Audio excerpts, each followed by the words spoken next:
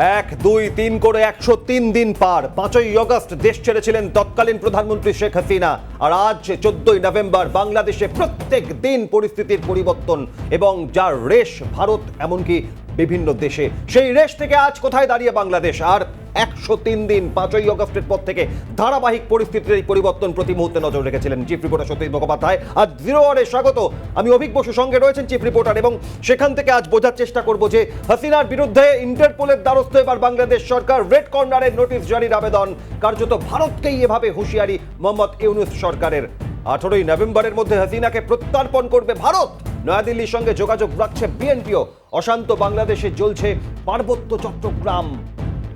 ইয়োকের মতো এবার দাবি উঠেছে স্বাধীন চট্টগ্রামের। কি ভূমিকা হতে পারে ভারতের? অশান্ত চট্টগ্রামে হট প্যারাসুট বা সার্জিক্যাল স্ট্রাইকের সম্ভাবনা তীব্র। সব মিলিয়ে আজ জিরো আওয়ারে আমরা বোঝার চেষ্টা করব, তার কারণ বাংলাদেশের অন্তর্বর্তী সরকার ক্ষমতায় আসার পর পরিস্থিতির ক্রমশ নানা পরিবর্তন। তার মাঝে সে দেশে সংখ্যালঘু হিন্দু, খ্রিস্টান, বৌদ্ধরা আক্রান্ত, নির্যাতনের শিকার, হুমকির শিকার, এবং অন্যদিকে আমেরিকায় পালাবদলের পর বদলেছে বাংলাদেশের সার্বিক পরিস্থিতিও। সরাসরি চলে যাই চিফ রিপোর্টার সত্যজিৎ মুখোপাধ্যায়। সত্যজিৎ, বাংলাদেশে বৈষম্য বিরোধী আন্দোলন, সেই আন্দোলন যখন দানা বাঁধছিল তখন থেকে সরাসরি সিএনএ দর্শকদের তুমি জানিয়েছিলে একেবারে এক্সক্লুসিভ সেই আগাম বার্তা যে এই পরিস্থিতি অন্যান্য আন্দোলনের থেকে অনেকটা ফারাক, তার কারণ তার রেশ ভয়ঙ্কর হতে পারে। সত্যিই ভয়ঙ্কর হলো। সদ্য নির্বাচিত হাসিনার সরকার 16 বছরের মাথায় দেশ ছেড়ে পালাতে হলো হাসিনাকে। সেই হাসিনাকে এবার ফেরানোর জন্য আদালতের নির্দেশকে কাজে লাগিয়ে ট্রাইব্যুনালে 18ই নভেম্বর হাজির করানোর জায়গা থেকে কি অবস্থান সর্বশেষ সত্যজিৎ? একদম গুরুত্বপূর্ণ প্রশ্ন, এবং অভিক যে বিষয়টা ভীষণ গুরুত্বপূর্ণ, তার কারণ হলো যে হাসিনাকে ফেরাতে পারবে কিনা বাংলাদেশ, এ তো লক্ষ টাকার প্রশ্ন। কিন্তু কার্যত ভারতকে চমকানোর পথে এভাবেই বলতে বাধ্য হচ্ছি, মোহাম্মদ ইউনূস আর একটা মোহাম্মদ খলজির মতো ভূমিকা নিয়েছেন বলে একটা বড় অংশ বা আন্তর্জাতিক স্তর মনে করছে। প্রথম ব্যাপার হলো যে তারা ইন্টারপোলের দ্বারস্থ হয়েছে এবং তাদের যে ঢাকায় আন্তর্জাতিক ট্রাইব্যুনাল, সেখানে 18ই নভেম্বরের মধ্যে হাসিনা সহ 45 জন যাদের বিরুদ্ধে এই বিভিন্ন গণহত্যার অভিযোগ তারা এনেছে, কিছুটা বানিয়ে এনেছে, কিছুটা তৈরি করে এনেছে, এবং নির্দিষ্টভাবে 19 তারিখে তারা নির্দিষ্টভাবে এই পেশ করার কথা। এবার রেড কর্নার নোটিশ জারি করতে হবে। রেড কর্নার নোটিশের আবেদন তারা করেছেন। প্রশ্ন হলো ভারত হাসিনাকে ফেরত দেবে কিনা। একটা বিষয় খুব পরিষ্কারভাবে এই অনুষ্ঠান থেকে বলে দিচ্ছি, ভারত বাধ্য নয়।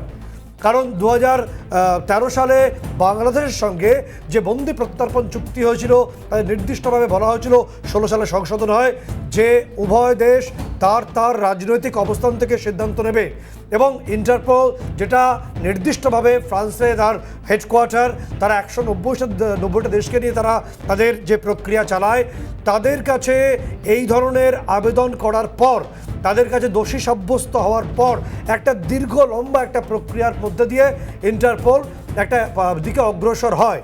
কিন্তু যদি তাকে ইন্টারপোলের তরফে এটা দেখা যায় যে ওই ব্যক্তি যার বিরুদ্ধে অভিযোগ করা হচ্ছে তার কোনোভাবে প্রাণনাশের আশঙ্কা রয়েছে, তারা কখনোই সেই ব্যক্তিকে সেই দেশে প্রত্যর্পণের বিষয় এগোয় না। এবং নির্দিষ্টভাবে বলে রাখি, একটা উদাহরণ দিলে সেটা বুঝতে সুবিধা হবে যে যখন ইউক্রেন আর রাশিয়ার মধ্যে যুদ্ধ শুরু হয়, তখন জেলেনস্কির প্রস্তাব মেনেই ন্যাটো গোষ্ঠীভুক্ত দেশগুলো একদম ভ্লাদিমির পুতিন রাশিয়ার প্রেসিডেন্টের বিরুদ্ধে এই রেড কর্নার নোটিশ জারি হয়েছে। তাতে কি হয়েছে? কিছুই হয়নি। সুতরাং হাসিনাকে ফেরত দেবে না ভারত। মোটামুটি নয়াদিল্লি এবং বিভিন্ন কূটনৈতিক সূত্রে এই তথ্যই সামনে আসছে। সত্যি এখান থেকে এই তথ্য যখন সামনে আসছে, তখন আমরা দিন কয়েক আগে একটু পিছিয়ে যদি যাই, একদিকে শেখ হাসিনা ভারতে পালিয়ে যাওয়ার পর, অর্থাৎ দেশ ছাড়ার পর ভারতে তার নিরাপত্তাজনিত কারণে রয়েছেন এবং এখনও রয়েছেন, সেটা বিদেশ মন্ত্রকের মুখপাত্র রণধীর জয়সওয়াল স্পষ্ট করে দিয়েছিলেন। কিন্তু তার পাশাপাশি আমেরিকান এক সংবাদ মাধ্যমে ডক্টর ইউনূস যখন সাক্ষাৎকার দিচ্ছেন, বলছেন যে না, আমরা এক্ষুনি হাসিনাকে ফেরানোর জন্য কোনো পদক্ষেপ করব না। কিন্তু পুরোটাই কি কূটনৈতিক সম্পর্ক তা না ভেবে হাসিনাকে ফিরিয়ে নিয়ে ট্রাইব্যুনালে হাজির করানো?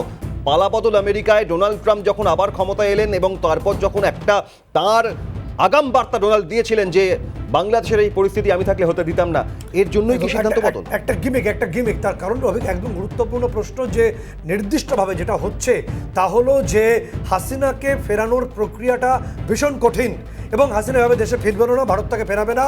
আমরা সবাই জানি নয়াদিল্লিতে গরুর কমান্ডো তাকে ঘিরে রেখেছে, তার নিরাপত্তার ব্যবস্থা ভারত করছে, সংশয় নেই। এবং নির্দিষ্টভাবে মোহাম্মদ ইউনূস সরকারের কাজটা কি ছিল, যে তিনি আপাতত অন্তর্বর্তী সরকার চালিয়ে একটা নির্দিষ্ট নির্বাচনের দিকে এগোবেন, পরিবর্তে এ সমস্ত না করে এবং সেখানকার যে মূল ধারার যে রাজনৈতিক দল বিএনপিকে সাইড লাইনে দিয়ে জামাতে ইসলামী, হেফাজতে ইসলামের মতো কট্টর শক্তিগুলোকে নিয়ে তাদের সরকারের বহর বাড়িয়েছেন দুদিন আগেই মোহাম্মদ ইউনূস। ফলে মোহাম্মদ ইউনূসের এই ভূমিকা এবং পাকিস্তানের সঙ্গে সখ্যতা, ফলে ভারতের মনে হচ্ছে যে কোথাও যেন পশ্চিম দিকে যেমন পাকিস্তান রয়েছে, ভারতের পূর্ব প্রান্তে যা বাংলাদেশ বলে আমাদের প্রতিবেশী রাষ্ট্র, বন্ধু রাষ্ট্র বলে আমরা মনে করে এসেছি, তা আদতে পূর্ব পাকিস্তানের মতো ব্যবহার শুরু করেছে।